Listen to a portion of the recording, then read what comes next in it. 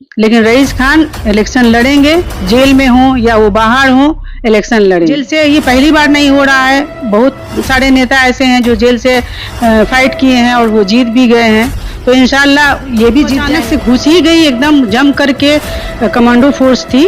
और मतलब हम लोग तो समझ ही नहीं पाए, इसलिए कि उनके पे तो कोई कैमरा को खराब किया, उधर मेरे शौहर को गिरफ्तार किया और लेके चले में उनको ले गई। कुछ भी घर से मिला नहीं था, लेकिन फिर भी उनको वो ले करीबन 12 बजे 1 बजे के करीब बाहर से कुछ कार्टून में सामान आया, वो लोग सामान लेकर के आए। आप कह रहे हैं कि आपके शौहर जो रईस खान हैं उन पे कोई केस नहीं है, पुलिस कह रही है कि कुख्यात अपराधी हैं, 52 मामले दर्ज है। बाहर की पुलिस थी और सीवान की पुलिस तकरीबन 1 घंटे के बाद आई है, ठीक है। और बहुत लोग ऐसे भी थे जिनको ये नहीं पता था कि रईस खान के घर पे रेड पड़ रहा है। AK-47 की गोली बताया गया है जी। तो खान साहब के साथ बहुत बड़ी साजिश हुई है उनको फंसाने के लिए। तो ये दर्शाएंगे ही कि नशा का सामान मिला है हमको, जबकि नशा खान साहब तो कभी सिगरेट भी नहीं पिए हैं, ये पूरी आवाम जानती है। रघुनाथपुर से उनका पूरा फाइनल था कि ये रघुनाथपुर से फाइट करेंगे और बहुत अच्छा उनका जा रहा था। उनके बढ़ते हुए कदम को देखते हुए विरोधियों ने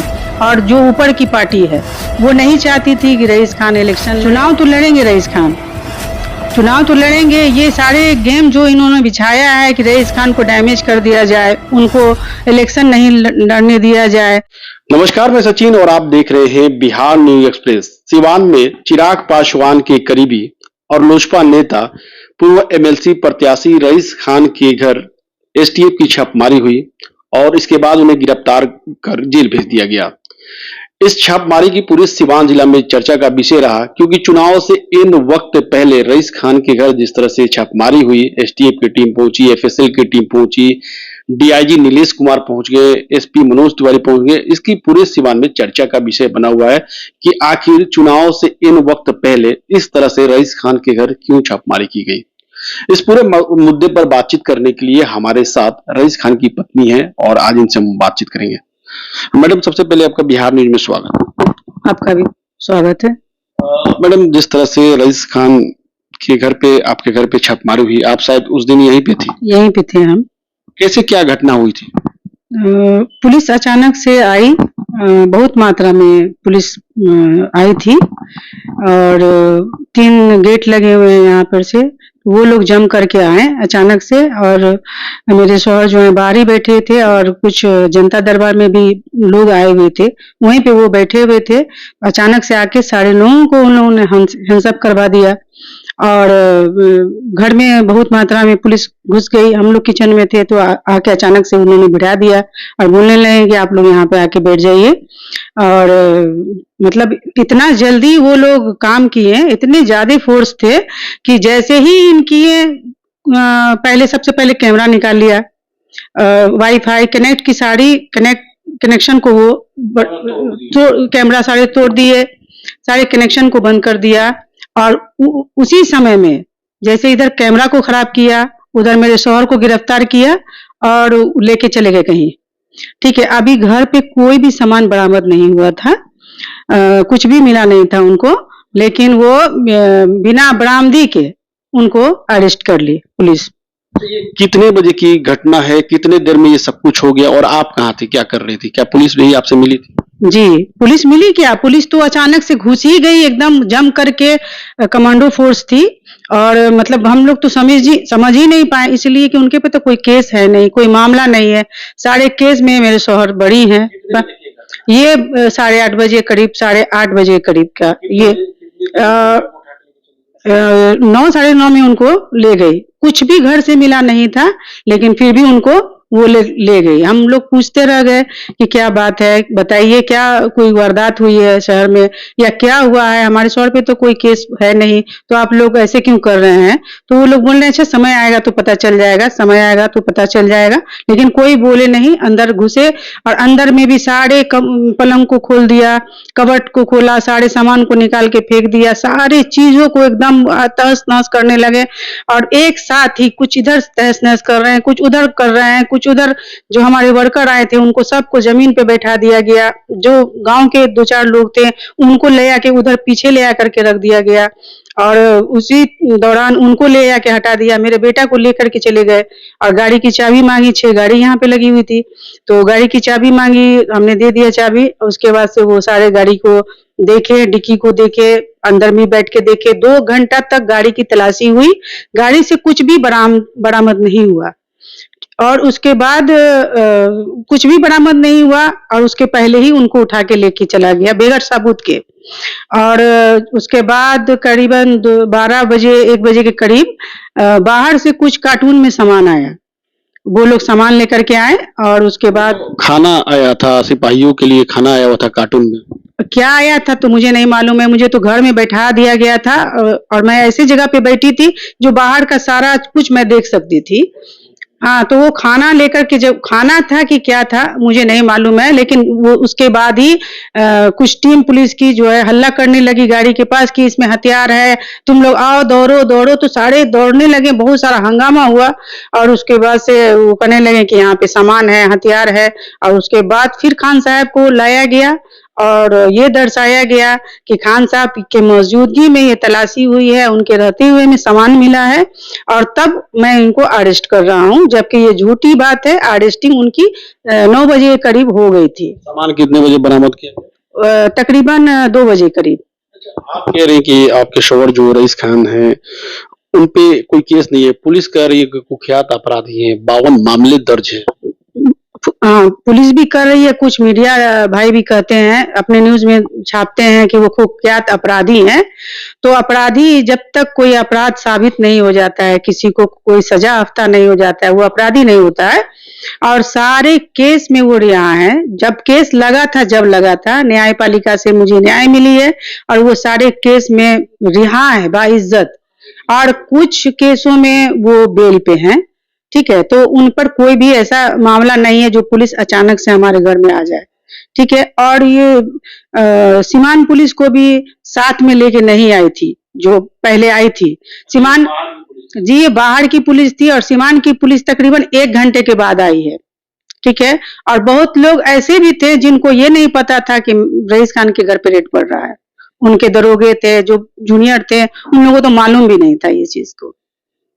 अच्छा, आप कह रही हैं कि कुछ बरामद नहीं हुआ, पुलिस दिखा रही है कि 2 पिस्टल बरामद हुआ, एक सिपाही की हत्या हुई थी, उस दौरान जो हथियार छीना गया था वो बरामद हुआ है, बुलेट प्रूफ जैकेट और क्या क्या सामान, खान AK-47 की गोली बताया गया है। जी, तो खान साहब के साथ बहुत बड़ी साजिश हुई है उनको फंसाने के लिए। तो ये दर्शाएंगे ही कि नशा का सामान मिला है हमको, जबकि नशा खान साहब तो कभी सिगरेट भी नहीं पिए हैं, ये पूरी आवाम जानती है। 4.5 किलो नशा का पदार्थ बरामद हुआ, तो क्या वो नशा करते थे कि नशा की तस्करी? वही तो समझ नहीं पा रहे हैं कि हमारे यहाँ जो हमारा स्टाफ है वो भी कोई नशा नहीं करता है, ना खान साहब का भी नशा करते हैं। तो वो दर्शा रहे हैं ना कि ये इसका भी कारोबार करते हैं, ये वो लगा रहे हैं उन पे चार्ज, ये चार्ज लगा रहे हैं, वो फंसा रहे हैं। उनको फंसाना है तो कुछ तो उनको पॉइंट चाहिए ना। पहले केस के द्वारा फंसाई जाती थी उनको, अब सामान रख के फंसाया जा रहा है, नशीली पदार्थ रख के फंसाया जा रहा है।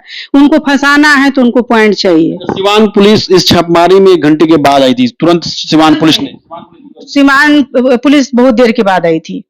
हाँ। अब सवाल है कि आखिर छापेमारी क्यों हुई? रघुनाथपुर से वो दावेदारी कर रहे थे, लगातार चुनाव में घूम रहे थे, लोगों से मिल रहे थे और पहले कुछ इंटरव्यू में उन्होंने साफ कहा था कि उनपे जो केस थे वो सारे केस में रिहा हो चुके हैं और वो मुख्य धारा में लौट चुके हैं, लोगों की सेवा कर रहे हैं, लोगों की मदद कर रहे हैं।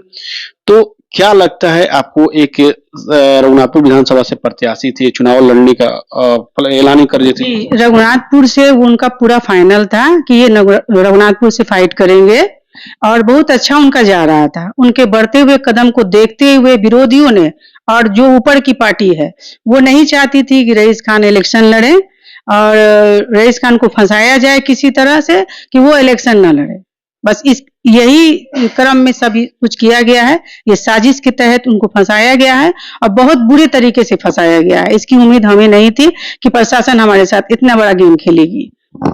रईस खान जेल में है, अब क्या आप चुनावी मैदान में उतरेंगी या रईस खान जेल से ही चुनाव लड़ेंगे?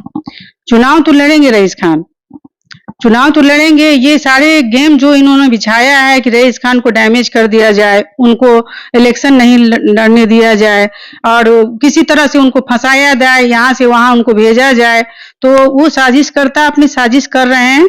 करें, सबका इंसाफ अल्लाह करेगा, लेकिन रईस खान इलेक्शन लड़ेंगे, जेल में हो या वो बाहर हो, इलेक्शन लड़ेंगे। चुनाव में कम टाइम है तो जेल से ही वो चुनाव लड़ेंगे। जी जरूर, जेल से ये पहली बार नहीं हो रहा है। बहुत सारे नेता ऐसे हैं जो जेल से फाइट किए हैं और वो जीत भी गए हैं, तो इंशाल्लाह ये भी जीत जाएंगे। एक सवाल है, जिस जब उनको सदर अस्पताल लाया गया और वो मीडिया से बातचीत करने की उन्होंने कोशिश की, वे कह रहे थे कि मुझे मीडिया से बात करना है, लेकिन उन्हें जिस तरह से गाड़ी में जबरदस्ती बैठाया गया, इसको आप किस नजर से देखते हैं? मीडिया से बात नहीं करने दिया गया कि खान साहब वो सारी बातें कह देंगे जो अभी बीत चुका था उन पे, इसलिए मीडिया से दूर रखा। वो कहते रह गए कि मुझे बात करना है, मुझे लोगों को कहना है। समर्थक भी हमारे बहुत उमड़े हुए थे, वहां पर बहुत आक्रोश में थे, समर्थक भारी भीड़ के साथ थे, लेकिन उनको आने ही नहीं दिया। आप लोग देख ही सकते हैं न्यूज के द्वारा कि उनको कैसे जबरन गाड़ी में बैठाया गया, ठीक है। और वो पुलिस से भी थोड़ा उनको देख रहे हैं आप न्यूज में कि वो कह रहे हैं कि मुझे बात करने दीजिए, बात करने दीजिए, लेकिन उनको बात नहीं करने दिया गया। पैर उठा करके उनका गाड़ी में रख दिया गया और जबरदस्ती उनको ले जाया गया। आप भी चुनावी मैदान में उतर सकते उतर सकते हैं, अगर अभी समय, अब ये हमें अभी क्लियर नहीं कर सकते हैं। अभी खान साहब ही लड़ेंगे, अभी मैं ये क्लियर नहीं करूंगी। हैं। एक आखिरी सवाल है, सरकार से, जिला प्रशासन से क्या अपील आप करेंगी रईस खान को लेकर? मैं सरकार से ये अपील करना चाहती हूँ कि रईस खान को बहुत लंबा फंसाया गया है, वो बेगुनाह है, उनको न्याय दिया जाए, उनको बाइज्जत बरी किया जाए। इन सारे केस के जो चार्ज लगे हैं ये बेबुनियाद हैं, उन पे ये इल्जाम लगाया गया है, ये सब कुछ नहीं है। हमारे घर से कुछ बरामद नहीं हुआ है।